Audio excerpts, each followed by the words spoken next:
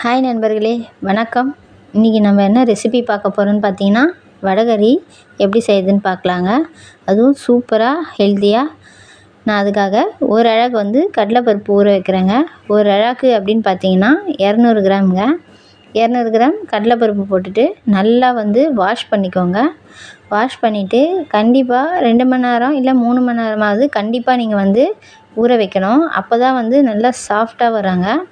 இப்போ நான் 2 மணி நேரம் 3 மணி நேரம் கழித்து பாருங்கள் ஊற வச்சுருக்கேன். இப்போ நமக்கு வந்து நல்லா சாஃப்டாக இருக்குது. ஊற வச்ச பருப்பை வந்து நம்ம ஒரு மிக்ஸி ஜாரில் போட்டுக்கலாங்க. இந்த வடகறி பார்த்திங்கன்னா ஆயில் இல்லாமல் வீட்டில் ஹெல்த்தியாக செய்கிறது. நீங்கள் வந்து ரொம்ப சூப்பராக இருக்குங்க. நீங்களும் இந்த மாதிரி வந்து செஞ்சு பார்ப்பீங்க. குழந்தைங்களுக்கெல்லாம் ரொம்பவே நம்ம வந்து கொடுக்கலாங்க. ஏன்னா வந்து எவ்வளோ சாப்பிட்டாலும் வந்து திகட்டாது, உடம்புக்கும் ஒன்றும் ஆகாது. இப்போ பார்த்தீங்கன்னா கடலைப்பருப்பு மிக்ஸி ஜாரில் போட்டதுக்கப்புறம் 2 காஞ்ச மிளகா போட்டுக்கிறாங்க. நீங்கள் காரம் எவ்வளோ வேணுமோ அந்தளவுக்கு வந்து எக்ஸ்ட்ரா கூட இன்னும் ஒரு மிளகா நீங்கள் சேர்த்துக்கலாம். அதுக்கப்புறம் பார்த்திங்கன்னா ஒரு 1/2 டேபிள் ஸ்பூன் சோம்பு போட்டுக்கிறாங்க. நம்ம வந்து கிரேவி பண்ணுவோம் இல்லைங்களா வடகறிக்காக, அந்த கிரேவி அப்போ கூட நான் வந்து சோம்பு போடுவேன். அதனால் நான் திட்டமாக இதில் 1/2 டேபிள் ஸ்பூன் மட்டும் போட்டுக்கிறாங்க. கடலைப்பருப்புக்கு தேவையான அளவு உப்பு போட்டுக்கலாம். இப்போ பார்த்திங்கன்னா நம்ம இதை கொரன்னு அரைச்சிக்கணுங்க. ரொம்ப அதிகமாக வந்து சாஃப்டாக அரைக்க வேண்டாம். கொஞ்சம் கொரன்னு அரைச்சிக்கணும். அதுக்கப்புறம் பார்த்திங்கன்னா நீங்கள் வந்து ரொம்ப கெட்டியாக அரைக்காதீங்க. கெட்டியாக அரைச்சிங்கன்னா என்ன ஃபால்ட் வரும்னா, நீங்கள் கிரேவிக்கு வாட்டர் ஊற்றி நல்லா கொதிக்க வச்சதுக்கப்புறம் தான் நம்ம இந்த மாவை வந்து வேக வச்சு அதில் உதிர்த்து போடுவோம். அப்போ என்ன ஆகும்னு பார்த்தீங்கன்னா, அந்த வாட்ரு எல்லாமே வந்து இதில் வந்து கெட்டியாக போடுறப்போ நீங்கள் வந்து ரொம்ப உறிஞ்சிடும். அப்போ ரொம்ப கெட்டியாக இருக்கும். நீங்கள் வந்து வடகறி வந்து நல்லா ஃப்ரீயாக சாப்பிட முடியாது. நல்லா தளன்னு இருக்காது. அதுக்காக இப்போவே நீங்கள் மாவு அரைக்கிறப்ப என்ன பண்ணுங்கள், தண்ணி ஊற்றி வந்து கொஞ்சம் நல்லா சாஃப்டாக அரைச்சிக்கோங்க. இப்போ மாவு எடுத்திங்கன்னா உங்களுக்கு வந்து நல்லா தளன்னு சாஃப்டாக இருக்கணுங்க. அப்படி இருந்தால் மட்டும்தான் உங்களுக்கு வந்து சூப்பராக வந்து வடகறி அந்த வாட்டரை கூட நீங்கள் இதை வேக வச்சு போடுறப்ப கரெக்டான கன்சிஸ்டன்சி வரும். அதனால தான் நான் அந்த மாதிரி சொன்னேன். ரொம்ப கெட்டியாக அரைக்காதீங்க, தண்ணி இல்லாமல் கெட்டியாக அரைக்காதீங்க. இப்போ இதை வேக வைக்கிறதுக்கு நம்ம என்ன பண்ண போகிறோம்னா, இட்லி பாத்திரத்தில் நான் நல்லா தண்ணி கொதிக்க வச்சுருக்கேங்க. அப்புறம் தட்டில் வந்து பார்த்திங்கன்னா இட்லி தட்டில் எண்ணெய் தடவி வச்சுருக்கேன். வடை மாதிரி தட்டி எல்லாத்துலேயும் வந்து அதை நம்ம வச்சிடலாங்க. அப்போ தான் நல்லா வந்து சாஃப்டாக வரும். நல்லா குண்டாக வைக்காமல் நல்லா ஃப்ளாட்டாக தட்டி வைக்கிறப்ப நல்லா ஈஸியாகவும் சீக்கிரமாகவும் வந்து வெந்து போயிடுங்க. பண்ணி வேக வச்சு செய்கிறதுல ரொம்ப நல்லா டேஸ்ட்டாக தாங்க இருக்குது. நம்ம வந்து ஃப்ரை பண்ணி நிறைய பேர் செய்வாங்க. நம்ம அது மாதிரி இல்லாமல் டிஃப்ரெண்ட்டாக வந்து வேக வச்சு செய்யலாம். நான் எப்போவுமே வீட்டில் இந்த மாதிரி தாங்க செய்வேன். ரொம்பவே நல்லா டேஸ்ட்டாக தான் இருக்கும். மறுநாள் கூட பார்த்திங்கன்னா ரொம்ப நல்லா இருக்குங்க. கெட்டே போகாது, அந்தளவுக்கு சூப்பராக இருக்கும். அதுக்கப்புறம் பார்த்திங்கன்னா நல்லா கொதித்த இந்த இட்லி பாத்திரத்தில் நம்ம வந்து இதை எடுத்து தூக்கி வச்சிடலாங்க. வேகட்டும். நல்லா ஒரு 20 நிமிஷம் வந்து நல்லா வேகணுங்க.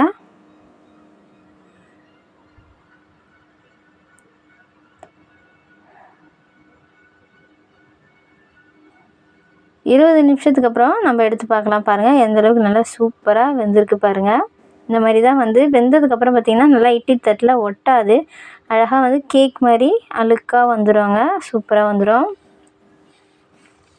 இப்போ இது எல்லாத்தையுமே நம்ம எடுத்து என்ன பண்ண போகிறோம்னா ஒரு பிளேட்டில் வச்சிடலாங்க. பிளேட்டில் வச்சுட்டு நல்லா ஆறணும். ஆறினா தான் வந்து நம்ம நல்லா உதிர்ந்து போட முடியும்.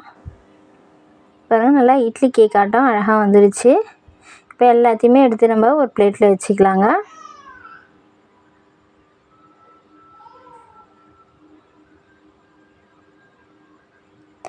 இப்போது நல்லா சூடாக இருக்கிறதுனால ஸ்பூனில் வந்து இந்த மாதிரி நான் வந்து கொத்தி விடுறேன். அப்போ தான் வந்து அந்த உள்ளே இருக்கிற சூடெல்லாம் வந்து ஆறிடும். நம்ம வந்து நல்லா கையில் வந்து உதிர்த்துக்கலாம். நல்லா பூ மாதிரி அழகாக வந்துடுங்க. கெட்டியெல்லாம் இருக்காமல் நல்லா உதிர்ந்து பூ மாதிரி சூப்பராக வரும்.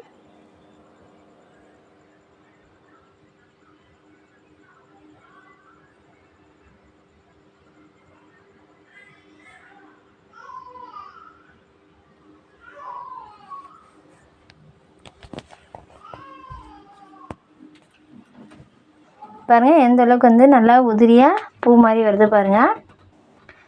இப்போ நம்ம இதை வேக வச்சு ரெடி பண்ணியாச்சு. அடுத்தது நம்ம என்ன பண்ண போகிறோன்னா கிரேவிக்கு ரெடி பண்ணிக்கலாங்க. கிரேவி மாதிரி செய்கிறதுக்காக நம்ம வந்து ஒரு பேன் வச்சுக்கலாம். ஒரு கடாய் வச்சுருக்கேன். கடாயில் வந்து 50 ml வந்து எண்ணெய் ஊற்றிக்கிறாங்க. நார்மல் கோல்டு வின்னர் ஆயில் தான். அதுக்கப்புறம் பார்த்திங்கன்னா பட்டை, லவங்கம், ஏலக்காய் போட்டுக்கிறேங்க. அதுக்கப்புறம் பார்த்திங்கன்னா நம்ம வந்து பிரிஞ்சி இலையும் போட்டுக்கலாங்க. நான் ஆல்ரெடி வந்து மாவு அரைக்கிறப்போ 1/2 டேபிள் ஸ்பூன் சோம்பு போட்டிருக்கேன். இப்போது இதுலேயே வந்து ஒரு 1/2 டேபிள் ஸ்பூன் வந்து நம்ம சோம்பு போட்டுக்கலாங்க.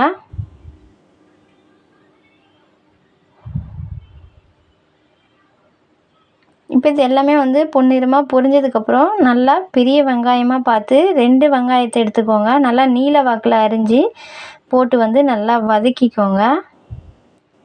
வெங்காயத்தை கொஞ்சம் நல்லா வதக்கிக்கோங்க, இல்லைன்னா வந்து அப்படியே க்ரன்ச்சியாக வேகாத மாதிரி இருக்கும். அதனால் நல்லாவே வதக்கிக்கோங்க. அதுக்கப்புறம் பார்த்திங்கன்னா இதாக கூட ஒரு 3 பச்சை மிளகாய் நம்ம போட்டுக்கணுங்க, காரத்துக்கு ஏற்ற மாதிரி. நான் ஏற்கனவே வந்து மாவு அரைக்கிறப்ப 2 காஞ்ச மிளகாய் போட்டிருக்கேன். இப்போ இதில் வந்து 3 பச்சை மிளகாய் போட போகிறாங்க. நீங்கள் காரத்துக்கு ஏற்ற மாதிரி உங்கள் காரத்தை கூட்டிக்கிறதோ இல்லை குறைக்கிறதோ அப்படி பண்ணிக்கோங்க. ஏன்னா காரம் அதிகமாக வேணும்னாலும் நீங்கள் அதிகமாக ஆட் பண்ணிக்கோங்க, கம்மியாக வேணும்னாலும் கம்மியாக போட்டுக்கோங்க. அதுக்கப்புறம் பார்த்திங்கன்னா நான் கொஞ்சமாக வந்து கொத்தமல்லி போட்டுக்கிறேன். புதினா உங்களுக்கு கிடச்சிதுன்னா, கண்டிப்பாக கிடச்சிதுன்னா போடுங்க, ரொம்பவே சூப்பராக இருக்கும். புதினா போட்டால் ரொம்ப சூப்பராக இருக்குங்க. இப்போது வெங்காயம், பச்சை மிளகாய் இது எல்லாமே நல்லா வதங்கிடுச்சு பாருங்கள்.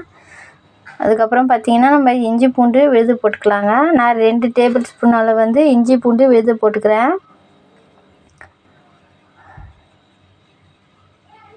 இப்போது இதுவும் வந்து நல்லா வதக்கிக்கலாங்க. நல்லா பச்சை வாசனை போகிற அளவுக்கு வந்து நம்ம நல்லா வதக்கிக்கணும்.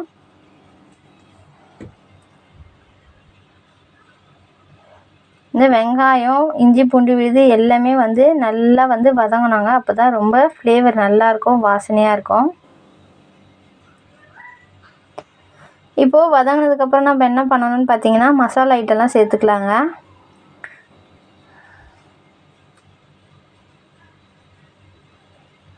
நான் வந்து ஒரு 1/2 டேபிள் ஸ்பூன் வந்து மஞ்சத்தூள் ஆட் பண்ணிக்கிறேங்க. அதுக்கப்புறம் பார்த்திங்கன்னா வெறும் மிளகாத்தூள் 1 டேபிள் ஸ்பூனுங்க. கலருக்கு பார்த்திங்கன்னா காஷ்மீர் சில்லி பவுடர் ஒரு 1/2 டேபிள் ஸ்பூன். ஃப்ளேவராக இருக்கிறதுக்காக ஒரு 1/2 டேபிள் ஸ்பூன் வந்து கரம் மசாலா யூஸ் பண்ணுறேங்க. உங்களுக்கு வேண்டாம்னா நீங்கள் விட்டுடலாம். நான் வந்து ஒரு 1/2 டேபிள் ஸ்பூன் கரம் மசாலா போட்டுக்கிறேன். இப்போ இதை நல்லா வதக்கிக்கலாங்க. இந்த பச்சை வாசனை போகிற அளவுக்கு நல்லா வதக்கிக்கோங்க. அதுக்கப்புறம் பார்த்திங்கன்னா 2 பெரிய தக்காளி எடுத்துருக்கேங்க, நல்லா பழமாக. நல்லா பெரிய சைஸாக வந்து கட் பண்ணிக்கோங்க. அப்போ தான் நல்லா வந்து மசியும், சூப்பராக இருக்கும் டேஸ்ட்டும். நான் எப்போவுமே வந்து கையில் தான் வந்து இது பண்ணி போடுவேன், பிழிஞ்சு. இப்போ பார்த்திங்கன்னா நான் அரிஞ்சு போடுறேன். ஏன்னா கை வலிக்குதுன்றதுக்காக இந்த மாதிரி பண்ணுறேங்க. எனக்கு மோஸ்ட்லி அந்த மாதிரி போட்டால் தான் ரொம்ப பிடிக்கும். இப்போ இது எல்லாமே நல்லா வந்து வதங்கணுங்க. தக்காளி எல்லாம் நல்லா மசிய வதங்கணும். வதங்கினதுக்கப்புறம் நல்லா பார்த்திங்கன்னா அதுக்கு தேவையான அளவு உப்பு போட்டுக்கணுங்க. உப்பு போட்டதுக்கப்புறம் நான் வந்து 200 கிராம் வந்து கடலைப்பருப்பு போட்டிருக்கேன் இல்லைங்களா வடகரிக்கு. அதுக்கு வந்து கரெக்டாக இந்த கிரேவிக்கு வந்து நான் வாட்டர் எவ்வளோ ஊற்ற போகிறேன்னா 1/2 லிட்டர் தண்ணி ஊற்ற போகிறேங்க.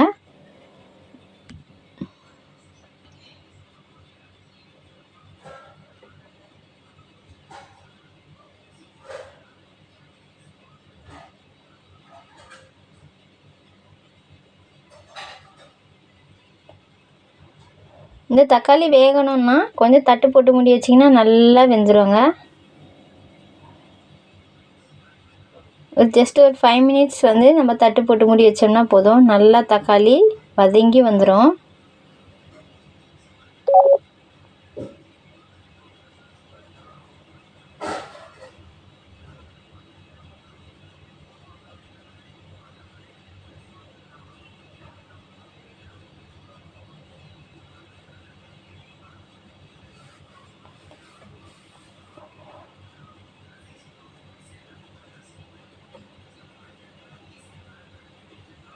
தேவையான அளவு உப்பு போட்டுட்டு நம்ம வந்து தண்ணி ஊற்றிக்கலாங்க. நான் சொன்ன மாதிரி 1/2 லிட்டர் தண்ணி ஊற்றிக்கோங்க.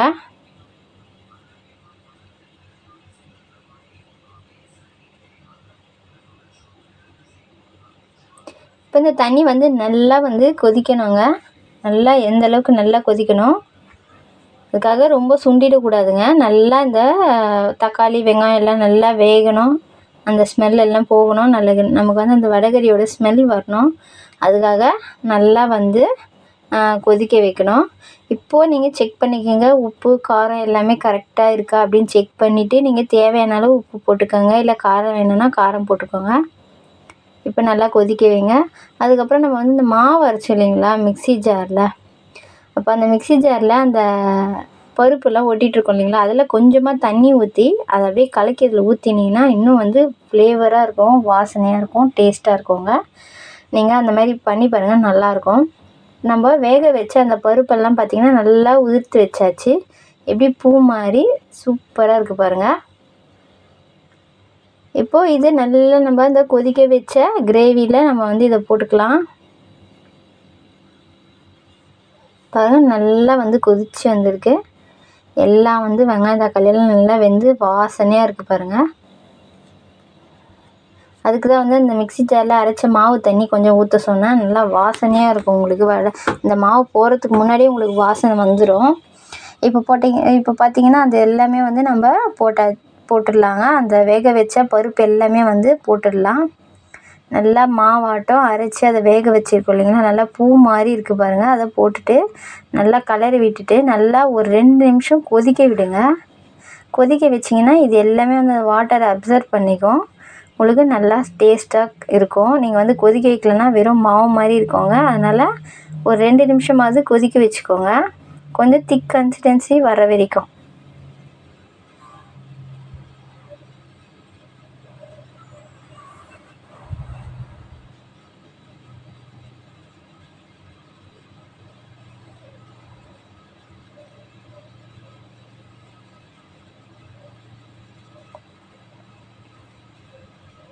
இப்போ கிளறி விட்டுட்டு நம்ம வந்து தட்டு போட்டு மூடி வச்சிடலாங்க.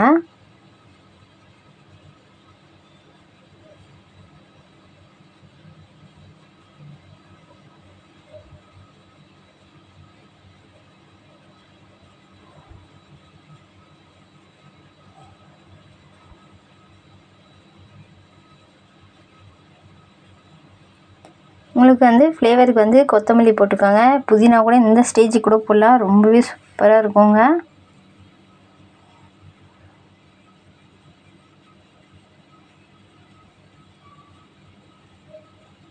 இட்லி, தோசை எல்லாத்துக்கும் வந்து ரொம்ப சூப்பராக இருக்கும், ரொம்பவே டேஸ்ட்டாக இருக்குங்க.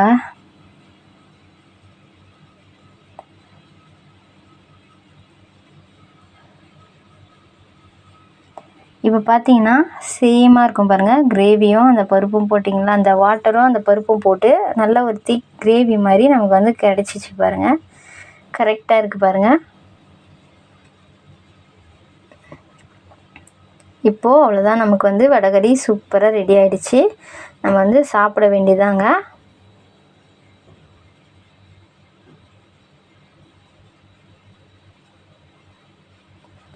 லைட்டிங்கில் உங்களுக்கு வந்து கலர் சரியாக தெரியல, அதனால தான் வந்து நான் லைட்டிங் வந்து எப்போவுமே நான் இங்கே டிஷ் செஞ்சாலே எனக்கு வந்து கலர் வந்து சரியாக தெரியறதில்லைங்க. எங்கள் லைட்டுக்கு ஒரு மாதிரி ஒயிட்டாக தான் தெரியும்.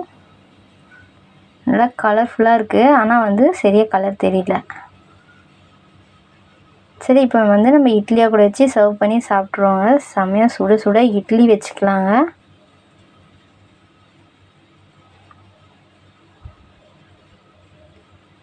இப்போது நல்லா சூடான இருக்கிற இந்த வடகரியை நம்ம வந்து இதில் ஊற்றிக்கலாம்.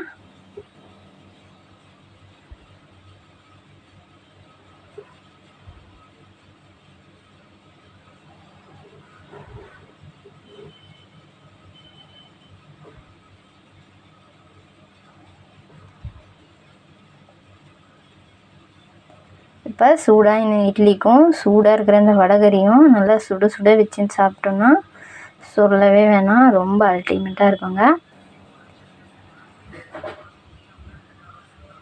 நல்லா பூ மாதிரி இருக்கணும் இட்லி, கல் மாதிரி இருக்கக்கூடாது. அப்போ இந்த வடகரிக்கு ரொம்ப டேஸ்ட்டாக இருக்கும்.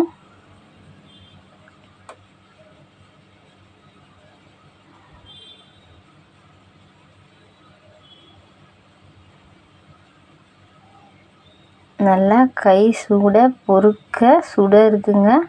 நான் அந்த சூட்லேயும் வந்து சுட சுட எடுத்து சாப்பிட போகிறேன். செம்மையாக இருக்குங்க. ரொம்ப டேஸ்ட்டாக இருக்கும். செம்மையாக சூப்பராக இருக்குது பாருங்கள். கண்டிப்பாக நீங்கள் எல்லோரும் வீட்டில் ட்ரை பண்ணி பாருங்கள். உங்களுக்கு பிடிச்சிருந்தா இந்த வீடியோவை சப்ஸ்கிரைப் பண்ணுங்கள், லைக் பண்ணுங்கள், கமெண்ட் பண்ணுங்கள். தேங்க்யூ.